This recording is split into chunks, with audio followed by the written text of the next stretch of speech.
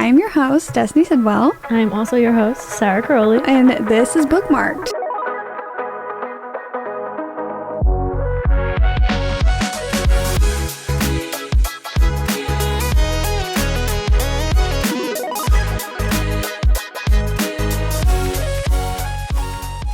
First of all, I want to say I love Sarah's water bottle.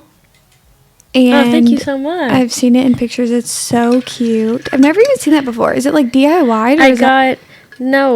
I think it was a Black Friday thing.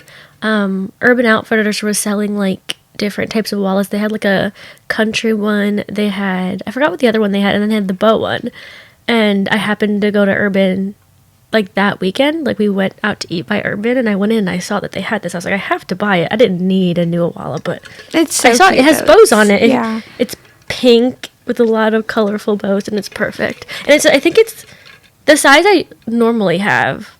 It's like the good size. I was in Target the other day and I saw all their Valentine's Day candy.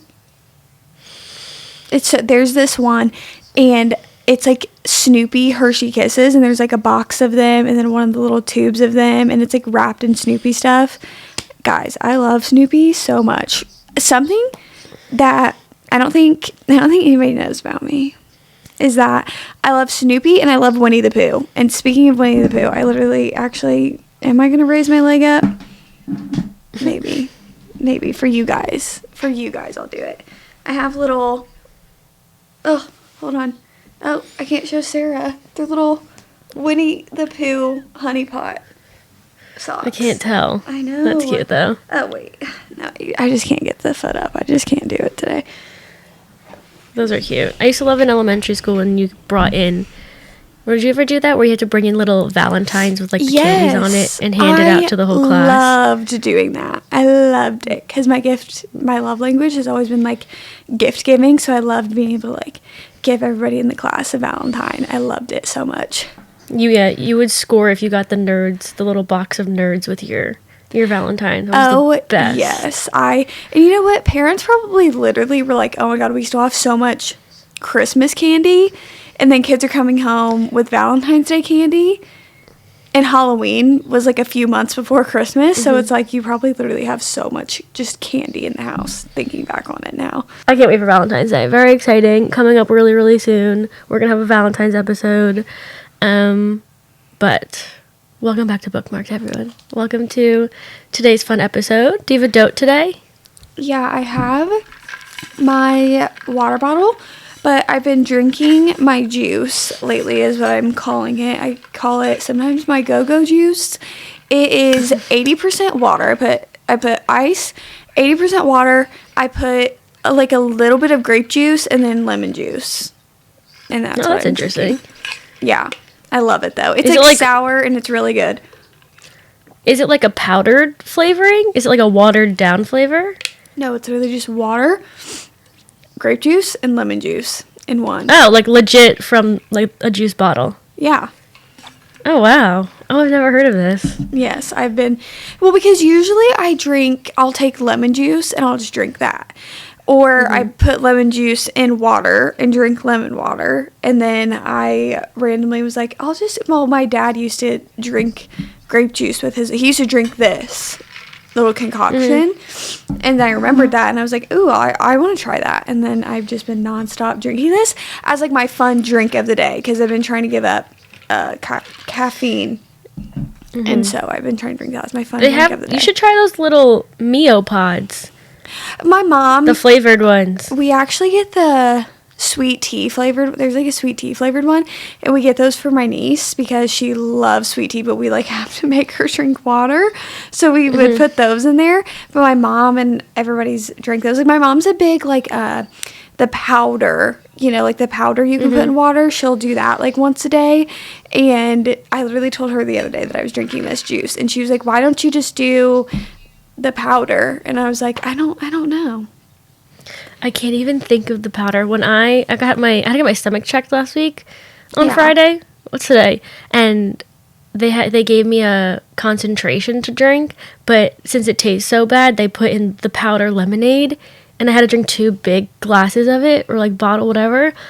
I like shiver when I think about that powdered lemonade now. That's so weird because when I had went to the emergency room to multiple times for the same type of stomach issues, they would always give me that, like, they call it Pepto-Bismol, but what it does is kind of numb your throat, or at least mine did. It, like, numbed the throat and stomach lining, and they just straight up gave that to me with nothing else. Oh, really? Yeah, they were like... No, mine was like... Well, I'm fine, guys. If I just had my stomach checked. I'm going to a stomach doctor tomorrow, so we'll see. But everything's good.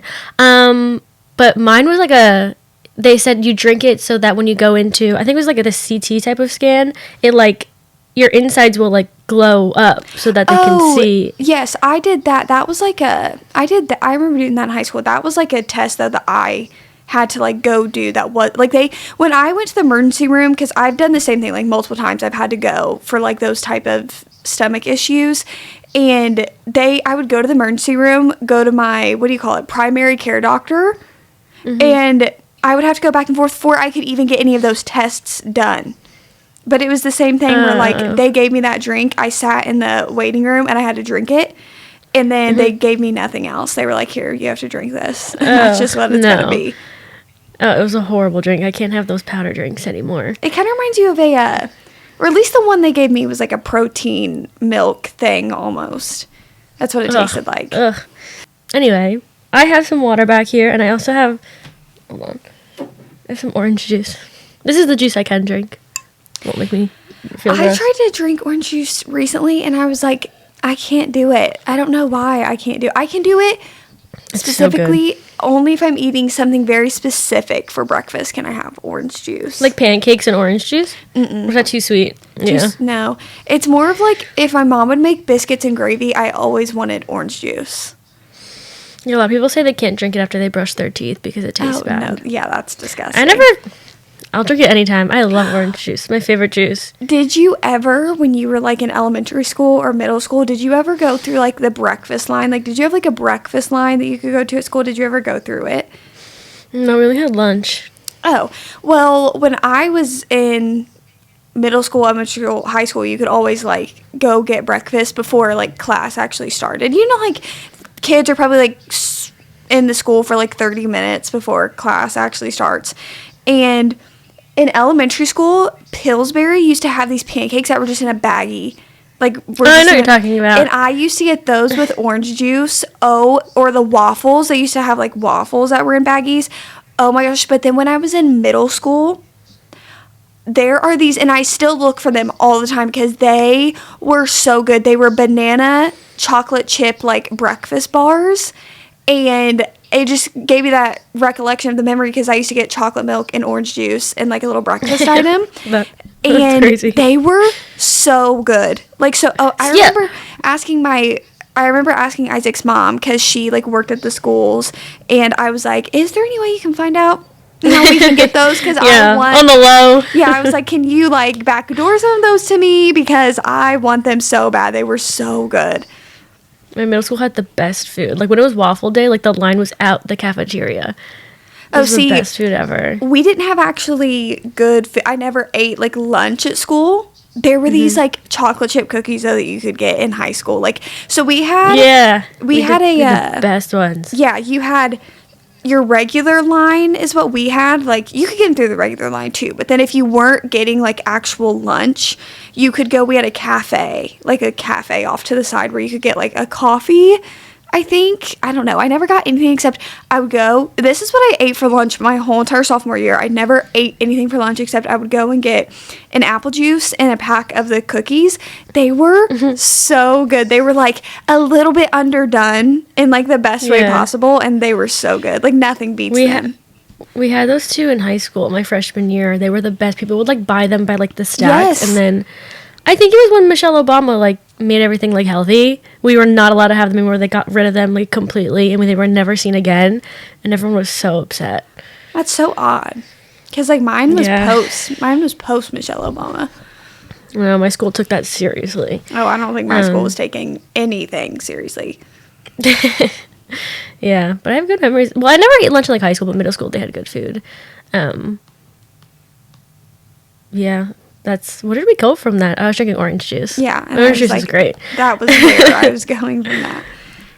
Anyway, well, we have merch updates, guys, if you're waiting for any of that. So, next episode, we will have all of the products to show you. And also, we will be posting some teaser stuff this following, I believe, Monday. In the next few days, you'll see on our Instagram and also House of Jupiter's Instagram some stuff. We'll also Make post sure you're on following everybody and everywhere and everything. If you don't have an Instagram, we'll post on the community tab on our YouTube, so you can still see it there in case you don't go on Instagram. And we'll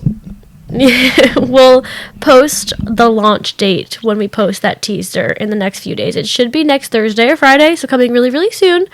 We're very excited to show you all the stuff, so you'll see some of it in the Instagram posts, but we'll show you next week fully in the episode what we got going. And we're really excited. It's really, really cute. So just stay tuned. But that is the really official update. It's really, really cute. So that'll be next week, and that's going to be really, really fun. I also saw Alice Feeney yesterday, guys. I met Alice Feeney. Face to face. That was face to face. It was a book signing at the Barnes & Noble in New York, and she posted it when she announced The Beautiful Ugly is her new release that came out yesterday. She announced that release, and she posted the tour she was going on the signing, and I bought it then. I was like, I am going to meet her in January, and it was like in November or something like that. And it was coming up, and I got an email, and I forgot about it because I bought them so long ago, and I was so excited. But she was talking with another author. His name is Alex Segura, and they talked for a little. She talked about her books, and then she did a little Q&A, and then we got to go up, and she signed it, wrote her name in it, and I got to talk to her. And I told her I've read every single one of your books. And she's so sweet. She is so kind. Aww. It was so fun. She probably is. I've only read one. I don't know. Rock, Paper, Scissors did knock it out of the park, though, for me, because it was one of the first times in a long time that a thriller author had been able to catch me so off guard in what they were trying to do. With a thriller book, I was like, wow. Yeah, she said that she personally, herself loves a good plot twist, so when she, sends out her books to, her editors or whatever, and, the first reader, she makes them tell her if they guessed anything and where in the book they guessed it, so she can go back and try to hide her tracks. See, I wish other thriller authors were dedicated like that, because they're so and maybe some thriller authors like people to kind of guess, they like to make it a game of they want it to be easy. But for me, the fun in it is not being able to. I want to not be able to. I want to be stumped. Me too. And so I wish she people were stumps me more every dedicated. time too. Yeah, see, I need to read more. I know Beautiful Ugly just came out.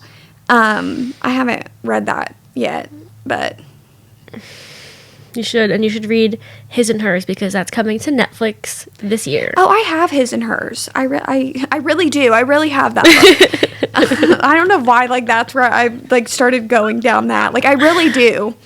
But that was whenever I have a few Alice Feeney books on my TBR, and His and Hers is always the one that I look at to read next. I feel that marriage, isn't it a marriage? I feel that's always. I think it's a journalist, and I forgot what the other one is. Maybe a detective, and they find a body, but everything's connected in some way. I just find that interesting. I don't know. I feel it's Gillian Flynn.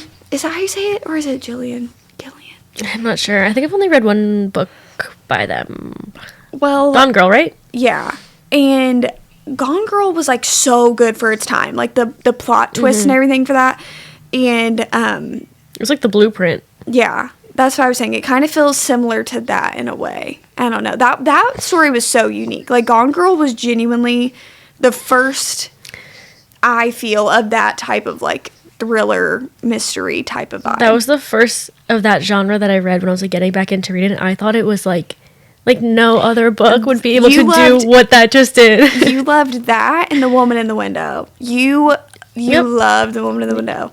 I thought it was incredible. And then I watched I think it was a movie or something. They butchered it. It was so bad. Yeah. But yeah, I loved that book. I also loved Big Little Lies. That was an OG that I loved so much. The book, not the show. Oh yeah. It's a good book. The Leanne Moriarty book. Yeah. So, anyway, that's what I did yesterday. She was so nice. I love listening to her talk about all the books because they're like her children, and she's so passionate and she's so sweet. So, if you haven't read an Alice Feeney book, I highly recommend. She's a very good author. Yes, absolutely. I think it's interesting watching authors talk about their craft. Yeah, because she was talking about how, like, her process, like, she doesn't let anyone read the book until she's completed it, and then she sends it out. It's, like, a whole thing she was talking about. And then also, like, next time I read one of her books, like, now I know, like, her thought processes before she, like, writes it and sends it out and everything, and, like, I kind of have, like, I just, like, have that knowledge now. Like, sometimes when I'm reading a book, I don't know, like, I don't research the author. Yeah. I don't know their process of the whole book, so it was nice seeing that and seeing her talk about all the books. It's really interesting. Also, just before I forget, I want to bring this up because I saw a post about this on Instagram of all places. Somebody posted that on somewhere Madison Square Garden, maybe it was on TikTok or something, they posted like something and Harry was in it and they were like, here's to like new shows in 2025 or something like that. It was something along those lines. I don't trust them. They're gaslighting. Maybe And they're trying to get it posted for like, because they know people are going to interact with that. See, now I need to go look. That's what's hard about when companies do that, because at the same time, like, obviously if there was going to be a new tour this year, like, Harry would have to like be in contact with Madison Square Garden, and it seems like he really likes performing there. So it's like on the flip side, it could be kind of trying to get the talk started a little bit, but then it feels like what you said. Yeah, I think they've done it before where they posted something and it was like people were commenting like, what are you hinting at or whatever. But I wonder if he did a residency last time, so he only played in like a few states and like played so many shows there. And I keep wondering like, what's he going to do next if he does anything, if it'll be the same thing or if he's going like stadium. I don't know. I lose sleep over it sometimes. I feel like he would go everywhere this time, since you just did the residency last time, majorly. Yeah. I don't know. I wonder what, like, the behind the scenes, like, why they do residencies instead of, like, traveling to every state. Because people that were in, like, I don't know where he went, but, like, say, like, Florida didn't get to see anything because he was only in, like, New York and California. And, like, I think he went to Texas. So, you have to, like, travel if you didn't live in those states. Well, that was what was so crazy about when we went to the Eras tour. Like, literally me getting on like a late flight to Indiana and then being so confused that was the only flight that like was available for me to get on, and it was like fully booked, and I was so confused. And so, like, almost every single person on the plane was going there for the concert, and I just couldn't even like wrap my head around that, because I was like, how are we all going to see her? Like, I don't understand. Yeah. That was like my flight from Jersey to Indiana. Everyone on the flight had friendship bracelets. But that's what I'm saying. Like, that many people, that was really mind-blowing to me. That was like... especially in your hometown. Yeah. I also, oh my God, did you see on Instagram? Actually, maybe you haven't. I don't know. What's it called? Oh, I was waiting to tell you this, because you probably know. Twisted Love is going to become a Netflix show. A moment of silence for us. If you don't know the lore, me and Destiny, not big fans. It's like an inside joke because Sarah, didn't you only read Twisted Love? Yeah, I stopped there. So, a little bit of backstory. I think I had read majority. No. Maybe the only two books that were out were Twisted Love and Twisted Games. And, because then it's Twisted Hate and Twisted Lies. The fact that I know all of this information off the top of my brain. And when I first read Twisted Love, I was like still in the part of like booktube and stuff where I was so scared to like say my real feelings about like a really hyped up series. And Twisted Love, the Twisted series, is extremely hyped. And I remember being like, ugh, like I don't feel like I can really say like how I feel about it, because it's scary. It is scary to go online anywhere and state that you do not like something that other people like. And I remember Sarah read it, and you were like ripping that book to shreds, and I was like, okay. And then I remember like privately telling you though, like, hey, Yeah, this book is Girl, yeah. So then Sarah stopped there. I continued to I don't call it hate read. It was I was so intrigued as to what we were going to do with the rest of the books that I had to know. Not oh, I hate these books so much, but it's the same way that I look at A Love Letter to Whiskey, where I don't like it, but my jaw is on the floor from the toxicity in these couples that I just have to keep reading. And so I've read all of them, and I don't really like any of them. And then I am now reading the Kings of Sin series, which is not much better. But I was just reading the last one, the last one, the Kings of Sin, and I texted Sarah. I was like, "You'll never believe who just showed up in this book," because it takes place in the same world. So there's a whole lore and inside jokes and everything. Even if you watch or listen to the pod, we kind of throw it in there just in regular conversation about Alex from Twisted Love. Yeah. So I think just objectively in this series, what confused me the most is how there's 4 girls, 4 guys. They each have their own books, but one of the girls is a princess. Bridget. Is she not? Mm-hmm. She's royalty. And I'm royalty. we are in... I just, nothing made sense to me, but specifically, I didn't get to her book, so, I don't really know much about her. She's probably a great girl. But the first book in Twisted Love, I just, the storyline made no sense where... I guess I can't start spoiling it. If he doesn't sing in the show, cancel the show. You need to put that in the show. I need everyone to... You decided to put that in the book, you need to put it in the show. He needs to sing. And I don't want it to be hinted at that he sings throughout the episodes. Maybe he'll do a little. No, don't you dare throw it in. Don't you dare! You cold turkey that you did to the rest of us. We read that book. You do not make it out like he's just a singer, because he is straight up the most toxic, masculine man that you've ever read throughout the whole entire book. That you never would have had a hint that he even has strummed a guitar before. Yeah. I'm halfway convinced that he just learned that one song to then go and do that. It was so weird. Sorry, and also, we're really passionate about I think if they cast it right and they get the more darker plot mystery type of background that they were trying to do in the book and do that justice in the show, it could be entertaining and it could be good to watch. But yeah, the romance side of it, I just if you watched Twisted Love, I think you would like watching it. And I'll tell you why. Because you love... Tell Me Lies. Tell Me Lies. And it gives that same exact vibe of the I want to say this. Twisted Games with Bridget, who is the princess, that was my favorite book. I actually did really, really like that one. Because that one was it wasn't toxic. She... was falling for her bodyguard. It was the royalty was a big plot line. It's definitely the best book out of all of them, where it felt more like a normal indie romance that you can enjoy. Twisted Hate, I hated. Something that both of the characters do, specifically the guy in the book, had, oh my god, y'all, if a man ever did that to me, I think I would go to prison. Actually, that was insane. And then Twisted Lies, he is straight up a stalker. Listen, if you like these books, that's totally okay. I just did not enjoy that first one. And when I saw it was becoming a show, I always wonder, how, these companies, does someone on the production team, read the book and they're let's pitch this? Or is it, how do they pick which books they want to adapt? And I'm sure some authors get, pitches and stuff and they turn them down. But, I just, would love to see the behind the scenes. Though. What'd you say? Netflix is, huge. I feel that would be hard to turn down. Yeah. But remember a few months ago when we were, talking about, the same type of thing, and we were I wonder what the next... book talk adaptation that's going to come out is going to be. And it's still not Addicted Calloway?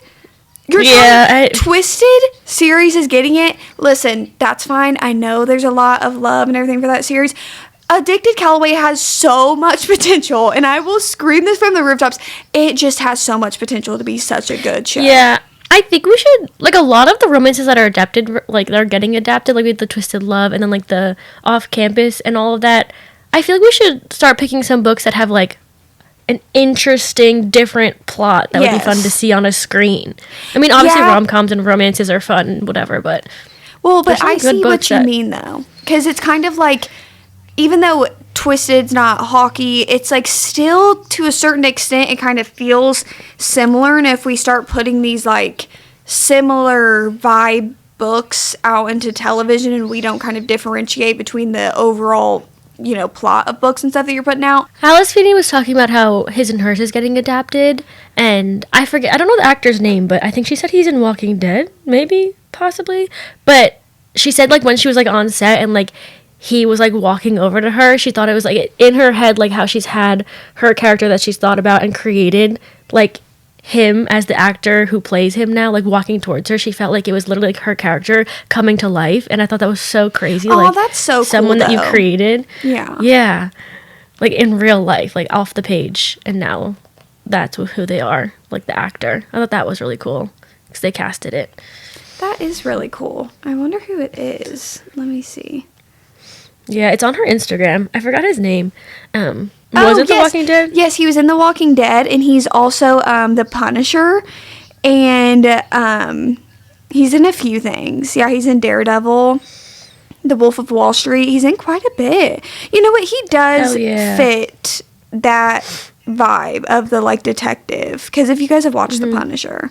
And also, speaking of adaptations, The Summer I Turned Pretty, watch parties are happening soon. Isn't that coming out this summer? Yeah. Yeah, I'm pretty sure it's this summer. Listen. Oh my god.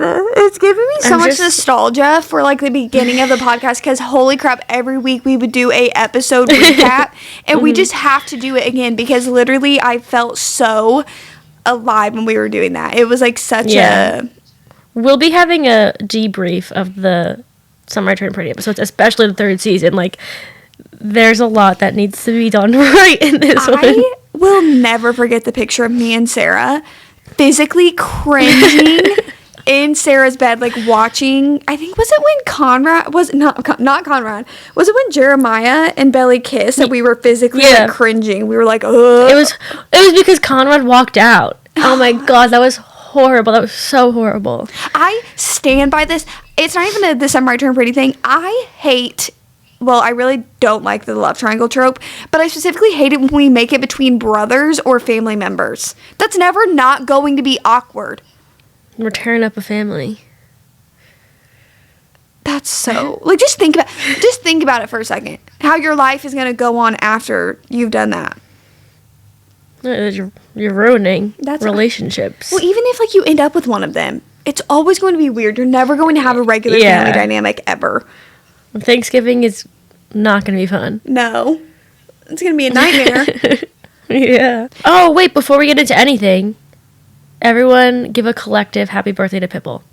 Oh. Please. Happy birthday to you.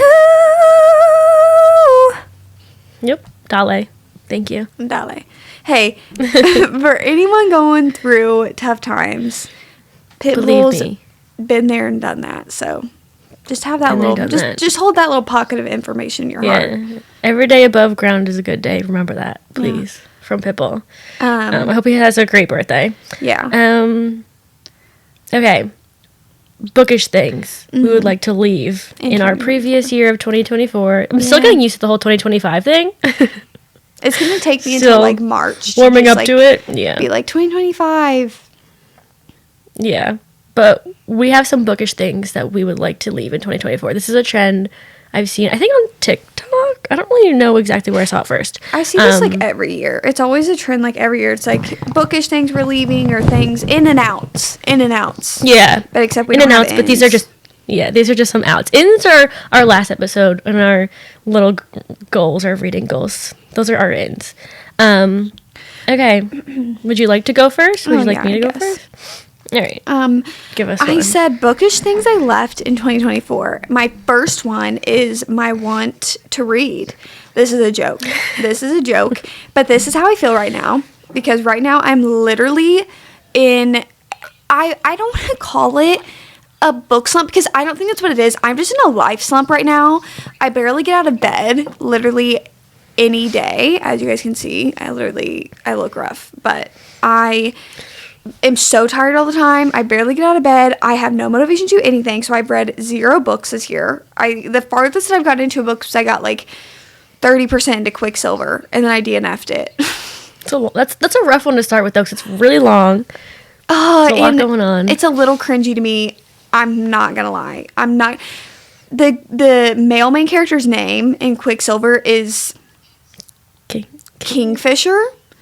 Yeah. And it's just a mouthful. Whenever, like, the FMC is, like, talking to him, and she's like, Kingfisher. It's just so much. Can we please call it something else? I've been feeling that way with romantasy recently. Like, I have not been in the mood for any, like, newer romantasy books that I've been seeing have been getting a lot of people are reading. Because I don't know. I'm just not feeling them right now, I don't think. I don't know. I'm trying to do my reread of Fourth Wing and Iron Flame because I started getting, like, what do you want to call it? Theories across my, pages of people's theories for Onyx Storm.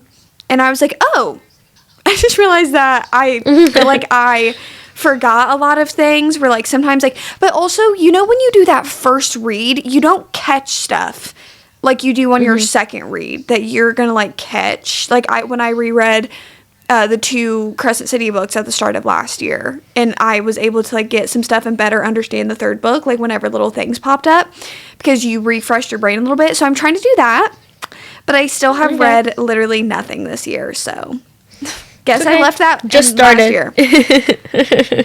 It's okay. Maybe Onyx Storm will get you out. When does that come out? Is it soon? It comes out the 21st. So all right. Tuesday. Oh.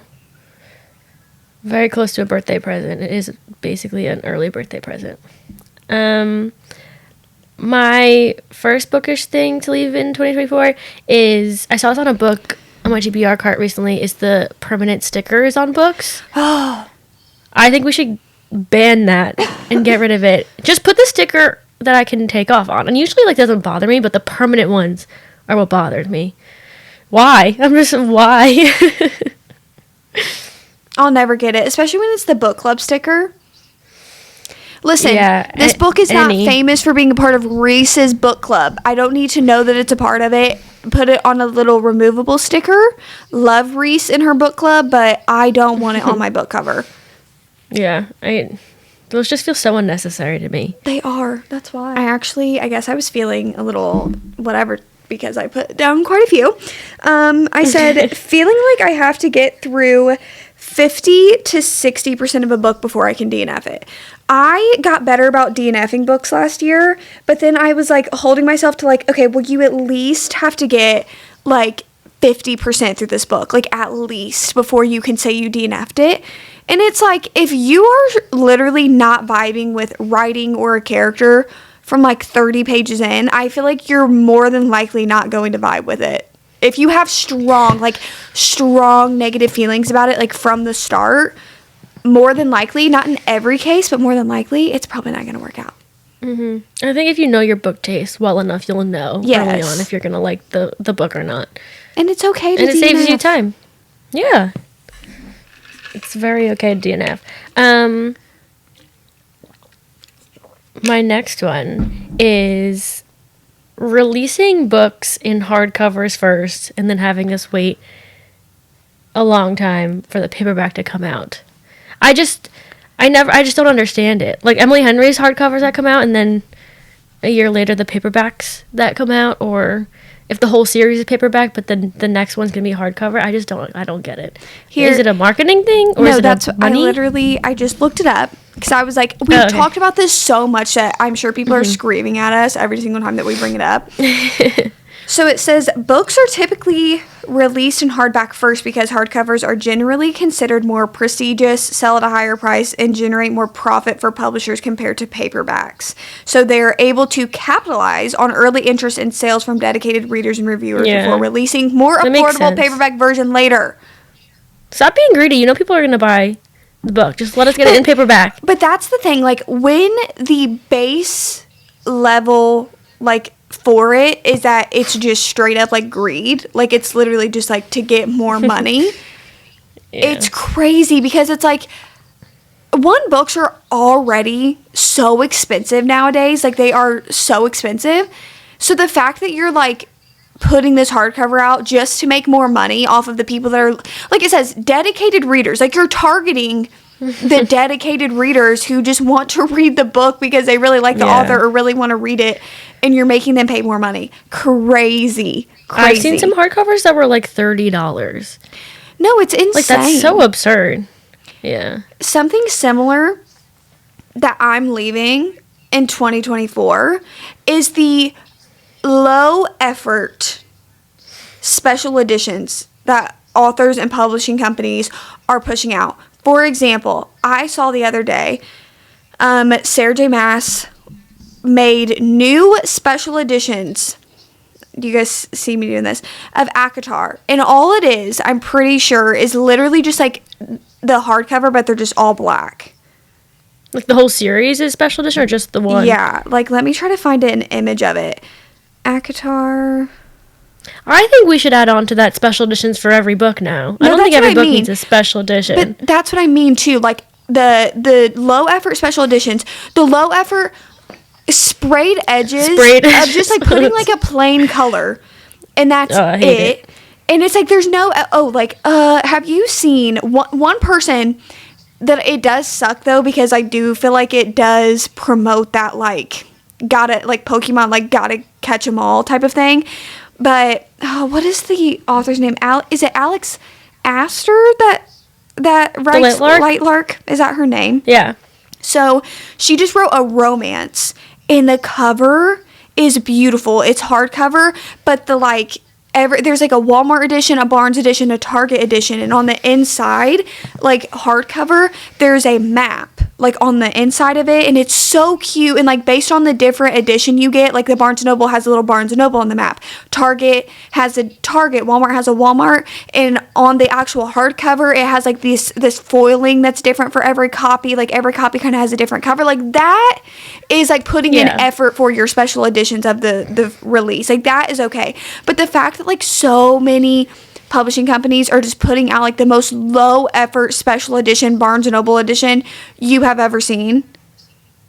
It doesn't make them special anymore. No. Like every time I go in, there's a new special edition. Unless I feel like it's more special if you're like hiring an artist to like create artwork for it that you're going to put inside, like making it very intentional and special. I think that's better than just slapping a blue sprayed edge on a random book. So I don't even like when a book has just like one colored sprayed edge. I feel like it doesn't look very nice. Okay, one thing I would like to leave is continuing a series or a book when you know you won't. Hold on, this doesn't even make sense. It's okay, sound it out. Okay, when there's so much on your TV. You got it. I'm just gonna read the sentence and we'll figure it out. This is what I wrote.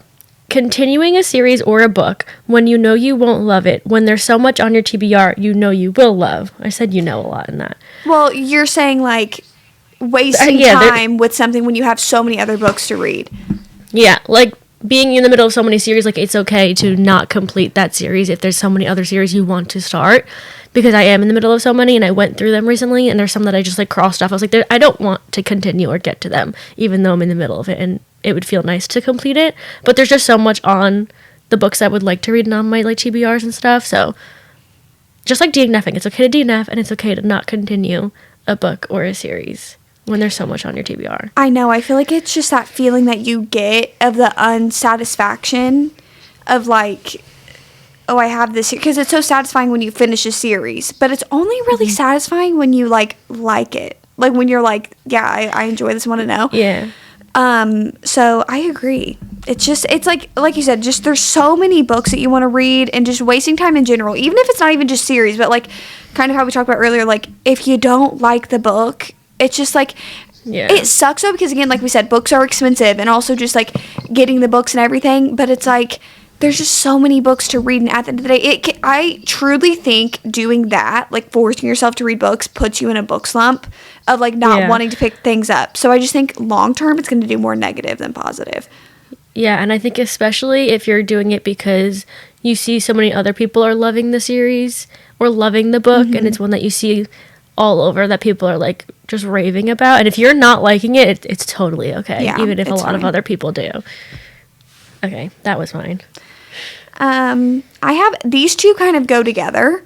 I feel like I left this back in like 2023, but aesthetic annotating is one that I definitely left in 2024. I was big in like, and if you do aesthetic annotating, one, when I'm like rereading a series that I like, or a book that I know I love, like two examples, Daisy Jones and the Six and A Little Life. I think those are two of my most like aesthetically annotated books ever, because they're just like, they even have color coded tabs, like, you know, that's different. But I used to try to do that like aesthetic annotating every single time. Like they draw like cute little pictures in it. I'm Yes. not artistic like that to make it permanent in a book. No, Look yeah, cute. That's another thing. It's different. If I was genuinely like, I want to make rereading one of my favorite books an experience, then I would do it. But I definitely stopped doing that. But also, being ashamed of dog earing my books, I left that in 2024. Listen, I always give you. I've been leaving that one. I always give a trigger warning because I think it's Book Lovers is probably my most like dog-eared. That and Just Last Night, it's probably my most like dog-eared pages, because that's how I annotate. I will like write in it and then I'll dog-ear it. That way I can just like flip back to it, and it triggers so many people. Like, doing something with your own book is triggering them, and it's like, I want this. This is what makes sense to my brain. I'm going to do this. Yeah, my summer romance book by Annabelle Monaghan is just like, you see like so many dog ears, because it was like one of our book club books. So I was trying to go back to like a scene I wanted to talk about, and there were so many, so the whole book just has like dog ears everywhere. But it never bothered me. I left that. That's gone. That's in a different year. Of summer romance, the video that I lost of my top 24 books of 2024, that was my favorite book of last year. My favorite books of all time, my favorite book of 2024, and I literally flipped through my annotations for summer romance, and then they started crying in the video. And I was just like, dang it, it was so good. Like, it was just how I naturally started crying reading the quotes, because if you guys have read that book, just have to go off on a quick tangent. There's something about where she talks about like always having a dog and how that correlates to the message of the story, and it makes me sob every springtime, and I'll always have a dog. Makes me want to die. It's so good. Okay, moving on. It is a really good book. Okay, one thing I think we should leave is, this is another run-on sentence, so just give me a second. You got it. Throwing in tropes in a book because you know people will love them, but them not making sense for the story. Like hitting a trope goal. And I think that's where I feel in the romantasy, the ones that I've recently been reading, that I don't love it, because it feels like it just doesn't make sense, but it's in there because readers like it. But I personally only like it when it makes sense for the story, and it's not every chapter is like, who did this to you, or like a knife to the throat scene, or like whatever it is. I think if it doesn't make sense, it's just cringy, and it doesn't make the story good. Yeah, I've talked about this at length multiple times, of I call it over tropification of publishing modern day. And what I mean by it is, it's like, here's when my red flag goes up. When I see the book being pushed via trope, when we got all the tropes listed, and that's how and it's like a bunch, because usually, like, I remember kind of in the days of like first learning tropes, and you know, giving like the beach reads, the romance, you know, like the romance books of OG Book Talk, and it would be like one trope. The book is one trope. It's yeah, like, you get a friends to lover story. yes, That's all you're getting. There's not a whole lot of, it's not like a soup of tropes that we just like, you know.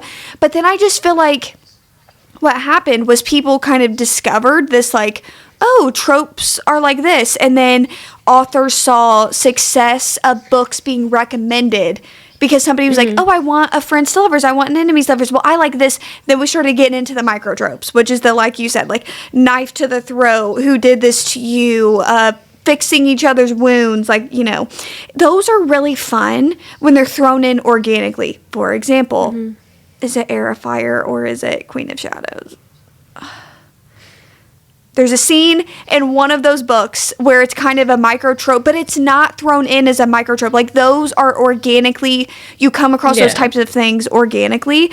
But there's a lot, even in romance books I see now, of them being like, it's an enemies to lovers. No, it's not. It's a, this type of thing. And it just feels like, but then when you read the book, you feel that the author wrote it for the trope and not just to write the story. Yeah. It almost feels like they wrote down what tropes they want in the book they want to write, and then they, like, somehow fit that into their story rather than writing the story and, then that trope just pops up. These tropes. Yeah. Yeah.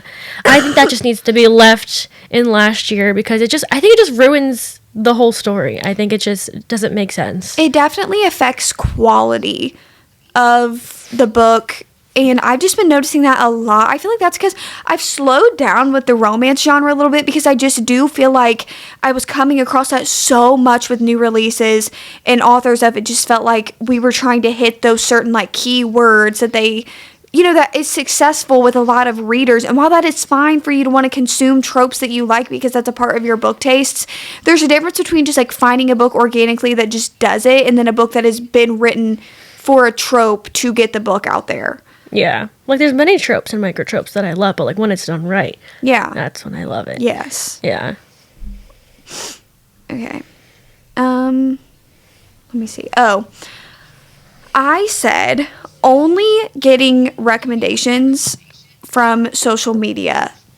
And what I mean by this is, like, obviously I still get so many book recommendations because I listen to my friends. I watch my friends' videos. You know, you intake a lot of book content, and when you do it as your job, like, obviously you're trying to see what's circulating through.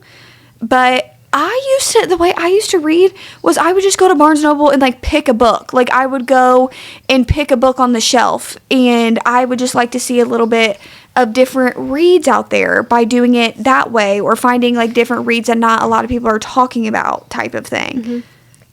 Yeah. I think it's also seeing books circulating like that and becoming popular because so many people are reading that is good to see. Maybe if you like it, if you know your taste and you're like, yeah, should give this a try. But also, sometimes when I see popular books going around, and even if I know I'm not going to like it, I still feel I have FOMO. Like, I would like to also be in the know, but I think it's good knowing your taste and going through a bookstore and just finding books that you think you would just genuinely enjoy. Yeah. Oh, I said, this is kind of like a bookish thing, not really reading.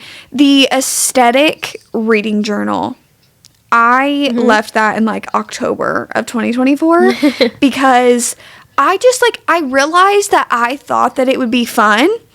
And then I realized, like, from, like, the start of the year of me doing it last year, I was like, every time I would sit down to do it, it was more of, like, a chore. And saying this in the most least dramatic way, like, I understand this is the opposite of a problem, but I would be, like, sitting down for a video or something, and I felt like I had to do it, like, for the video. Like, I was like, gotta do this reading journal, and then I was, like, realizing, okay, this is not something that I organically, like, want to do. This is something that I see other people doing, and I feel like I should do it, and this is not really this is not how my brain sees a reading journal. Like, this isn't working for my brain style. This is not something that I like to do.